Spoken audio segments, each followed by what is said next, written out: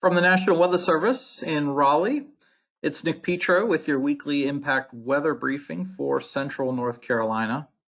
And today's briefing covers the period March 23 through the 29th of March.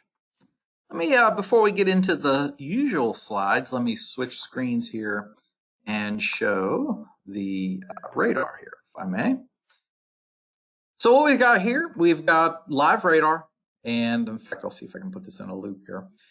Temperatures are overlaid. That's what you see there in green. So surely it's kind of a coolish kind of day with some light rain. There's a little bit of moderate rain mixed in, and I apologize for the fact that it's not preloaded here. I'll tell you what, let me take it out of the loop and just go right to the current slide. And you can see moving across the triad, particularly Greensboro, High Point, Lexington, there's a little bit of more of a moderate type rain.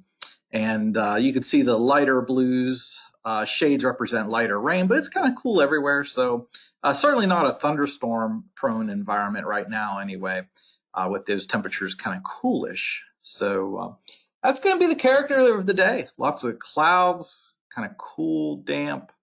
The main hazard with this will be wet roads, of course, anytime it rains.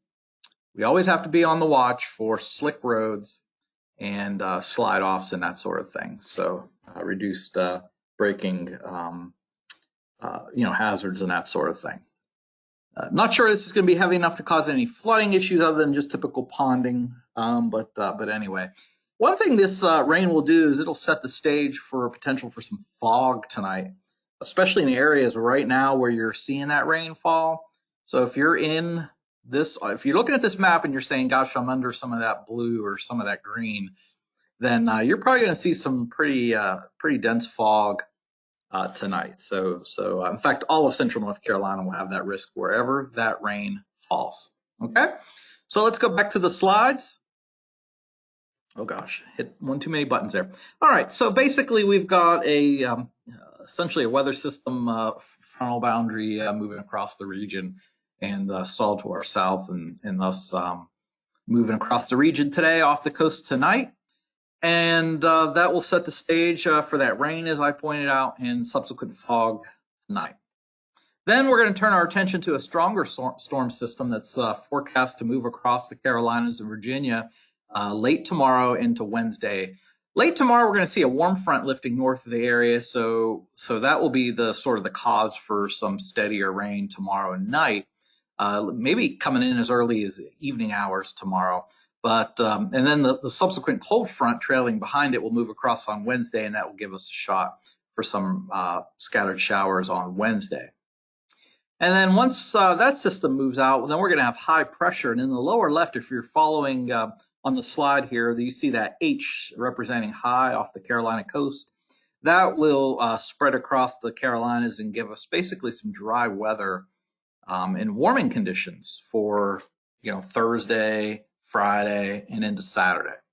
And then our next cold front will approach the area late on Sunday, probably Sunday night, and that'll be our next chance for some rain.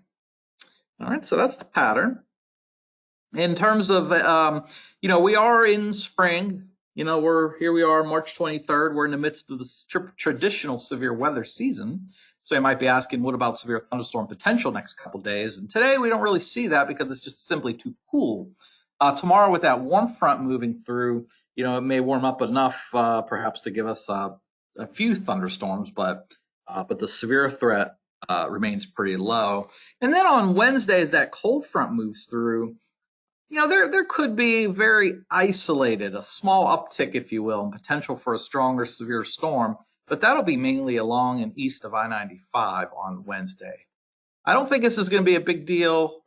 Again, the first bullet there, the severe threat remains pretty low, but we can't rule out an isolated strong storm with a damaging wind gusts. Again, mainly east of I-95 on Wednesday. All right. How much rain, you might be wondering? Is this going to be enough to, green up the grass? Maybe water some of the plants you may have recently planted. And certainly the rain this afternoon and tonight will total less than 1/4 of an inch. Could be a little bit more in some spots isolated, but generally speaking, less than 1/4 inch. And then as that weather system comes in here late Tuesday into Wednesday, that could bring a ½ inch to 1 inch of rain during that time. So that'll be a little bit more appreciable amounts.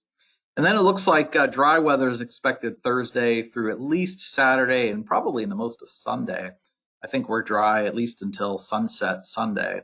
And then that next cold front moves in, which will bring a chance for some more rain. So anyway, when you add it all up for 7-day total, you're looking at anything from, maybe a 1/4 to a ½ inch if you're down in Sampson County, to as much as 1 1/4 inch, 1.5 inches if you're in the Triad.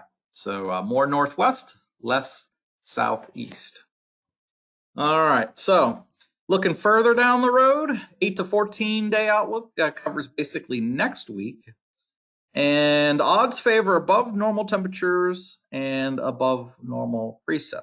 So perhaps, what you see outside, maybe a little bit warmer than what we've got today, but that's kind of the general pattern, that the big picture for the following week, for next week. All right, so wrapping this all up, cloudy and cooling cloudy weather tonight. Into tonight, that is, today and tonight, I should say, with another chance of rain this afternoon and early evening. The rain I showed you on the radar earlier, again, let me show you why. It's this rain right here. So it's raining right now, again, along the I-85 corridor, Triad down toward Lexington and points south. So that will move to the east, and that'll bring that chance for rain. That rain's going to give us set the stage for some dense fog late tonight, mainly across the Piedmont. And then another storm system will bring significant rain to the area late Tuesday into Wednesday, maybe a ½ inch to 1 inch of rain. Generally dry weather behind that system and warming temperatures, and that'll be Thursday through Saturday. I bet you most of Sunday will be dry, but as we get into sunset Sunday, that cold front will approach and probably bring some rain to the area. All right, so you can see the temperatures down there on the below. This is, give or take a few degrees either side, but this is generally the case for most of central North Carolina. All right, so pretty decent.